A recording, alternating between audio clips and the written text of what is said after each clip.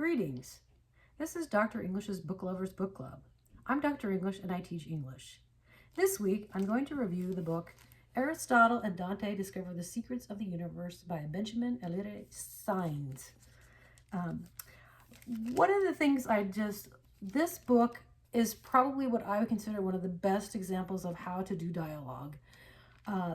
It's almost, a great portion of this is the dialogue between Aristotle and Dante. And I love how Sáenz, he does it so well that you get to know the characters through what they say to each other and how he builds that relationship through all this dialogue. There's also description of other things and other people and family in both of these. The parents of both Dante and Aristotle, and they have relationships with their parents. Well, especially Ari, his relationship with his dad is complex and really adds another layer in this story about how relationships are developed and about how we bring all these things about our own relationships from our families, because Dante has parents who are, his father's an English professor, which of course I love that. But it just brings in this other element, this layer about relationships that I really appreciate, that Ari sees in Dante, like this relationship that he has with his parents, and it's striking to him because Ari and his father, there's just so much trauma there that Ari can't seem to develop that relationship. He wants it so desperately from his father, with his father. I think that Sáenz does a wonderful job of using dialogue to tell us a great deal about both of the characters. And I have to say, this is a book that I've taught in my young adult literature class as a whole class novel. And the way that I have students respond to this is I have them create a bloom ball. And a bloom ball is it's a ball made out of like hexagons. I don't think that's the right word, but and students draw things about each character. So it's basically, the bloom ball is a character study, besides just filling out a form that says this is about the character. Students actually draw pictures of things in the novel that symbolize both Aristotle and Dante. And they've always created some really, this is great. There's definitely some things in there. There's always a red pickup that somebody draws in there. And it's a good way to do a character study in the classroom, because obviously those are the two big characters in this story. There are others, but these two of course stand out. And so I really give Sáenz kudos to him for his ability to tell us a great deal about both characters through the conversations they have. It's almost like I feel like Sáenz has these memorized conversations. And I've also heard writers say they'll just listen to random people on the street, and they'll get ideas for a whole novel based on a conversation they hear. I don't think that's the case with Sáenz in this one, but I really do appreciate a great deal about his ability to do, what I consider exceptional dialogue. And if you are a teacher who is teaching how to write dialogue in a fiction class or a creative writing class, this is the book you want to look at to get a really good mentor text about how to do that. I digress. This story is, it's about identity. It's about sexual identity. It's about, adolescence and trying to figure out, who am I? And we could say a lot of young adult novels are about self, that kind of searching for self.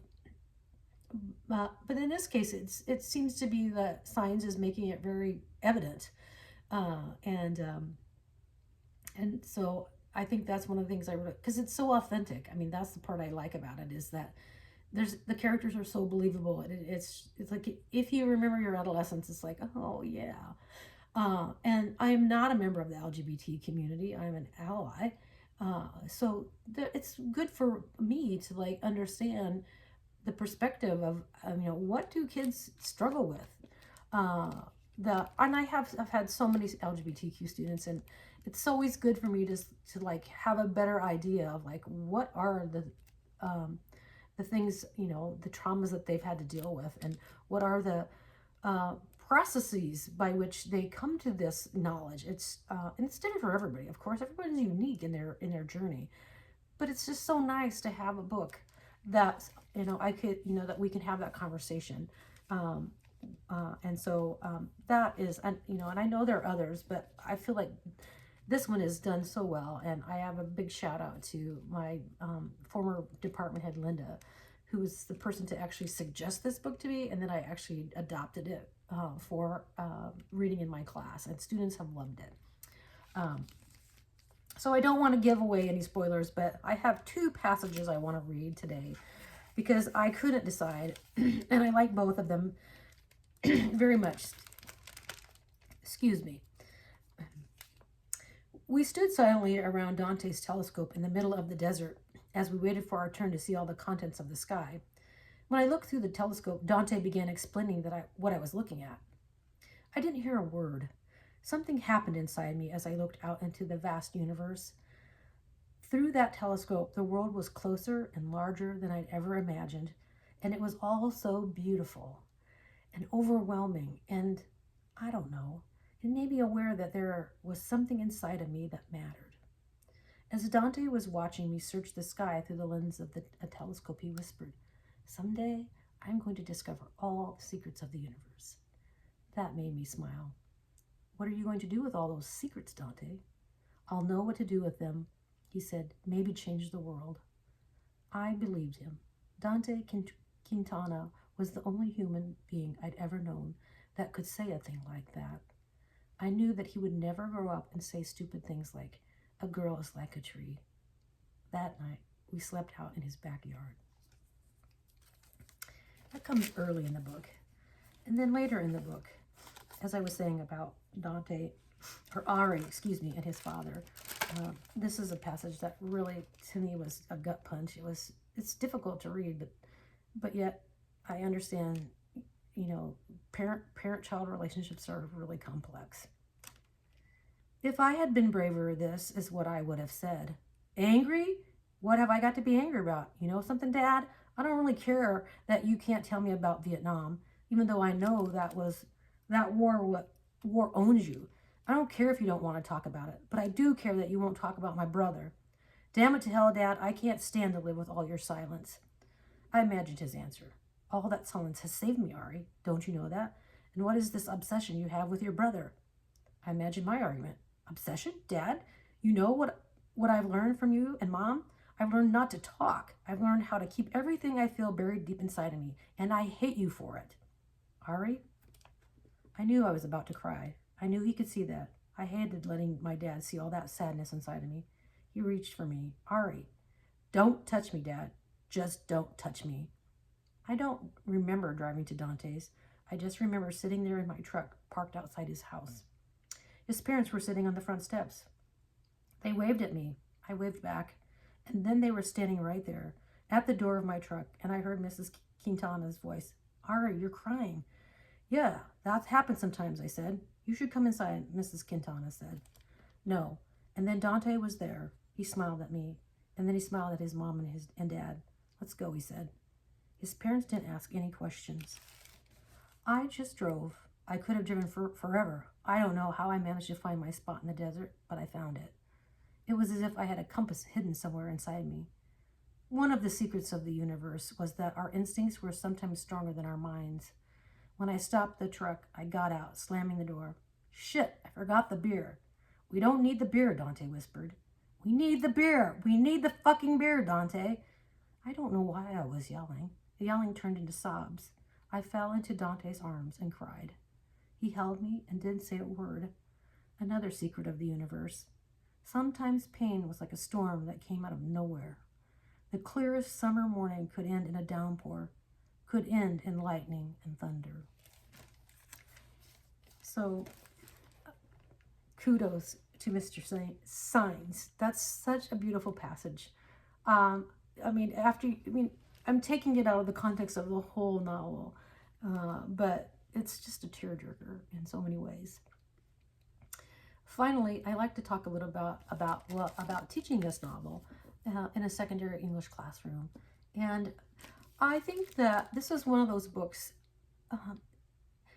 there's nothing sexually explicit about this book at all, but I do feel like there are people in our communities who don't want us to read about all kinds of relationships, heterosexual, homosexual, doesn't matter. It's about love.